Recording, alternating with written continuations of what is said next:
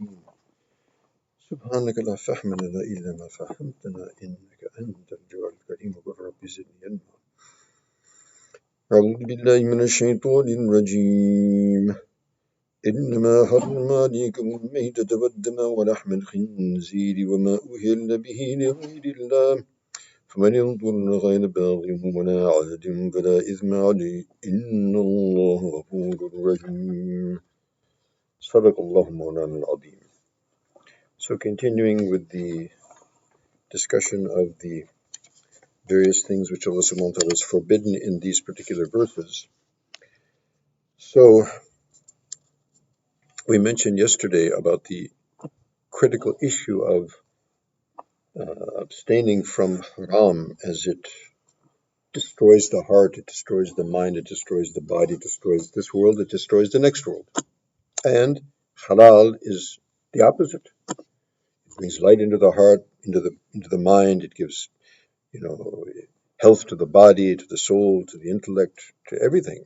And it also produces the tendency and the desire towards performing righteous action and obedience to Allah subhanahu wa ta'ala, whereas haram has the opposite effect.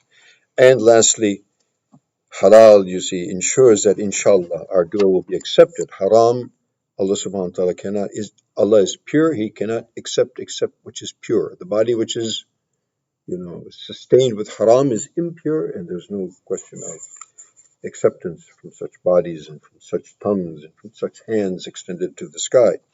Allah subhanahu wa ta'ala give us all tawfiq. Now there's a very important point here, and that is, and some people don't understand this, and if we don't have a thorough, comprehensive understanding of Kitabullah as described by explained by the Sunnah and explained by the ulama, who are the scholars of Quran and Sunnah, then we can get off the track. So in this verse, إِنَّمَا حَرَّمَ عَلَيْكُمُ الْمَيْتَةَ إِلَى آخِرِ. So إِنَّمَا, this harf, is basically means that verily it's only that we have made haram these four things mentioned: the meta, the carrion and blood, the flesh of swine, and that which is slaughtered other than the name of Allah subhanahu wa ta'ala. So one would ask, are there not other things which are haram? Absolutely. There's many things which are haram beside these four things. So what does it mean that we have only made forbidden these things? In other words, if you remember, we talked about the mushrikun. They used to say, this is halal, this is haram, this is for our gods, and this is for such and such, and you can't.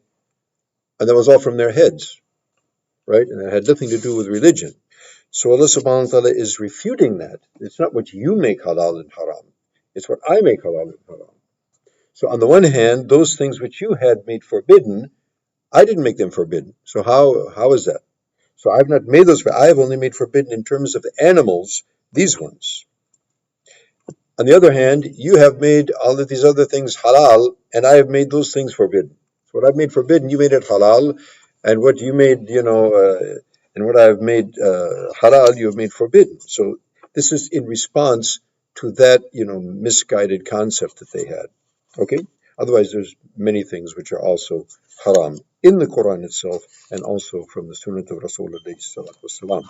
Second point is, we'll take number one, is meta, the carrion, the dead flesh. So what is that? So basically, meta means, an animal that died, we say ala hatfi anfi, it just, died a natural death. But that's not the whole story. Because according to our Sharia, and according to our guidelines, anything which has not been slaughtered properly, that is considered also carrion. So it's not simply that it just dropped dead, but also anything which has not been slaughtered. We'll talk about this a little bit more in detail when we say ma uhilla li ghayrillah. Okay, now, however, there are two things which Nabi alayhi sallam mentioned which are also come under that category. They're meta, and that is fish and locusts.